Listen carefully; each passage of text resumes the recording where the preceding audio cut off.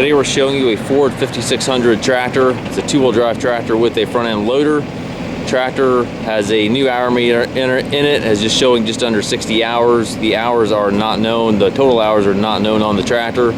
Traded the tractor in from a fellow that was downsizing to a smaller unit. Tractor starts, runs, and works well with no known mechanical issues. This is one of our budget-friendly tractors, so it will sell as is, where is, just the way it sits here.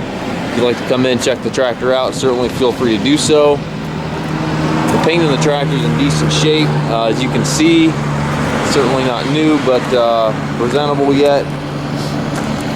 Got a nice big front bucket on it. Tires are decent on it, fronts are pretty decent, backs are pretty decent. Has 3 sets of rear wheel weights. It's got the canopy top, 2 remotes back here, excuse me, 540 PTO, drawbar, top link, 3-point, everything's there. You're looking for an inexpensive loader tractor, this one might fit the bill for you. I believe these are rated right at about 65 horsepower. And you can see here that the hour meter has been replaced, the whole tachometer here, 54.6 hours on it currently, but again, obviously those hours are not accurate. Total hours are not known.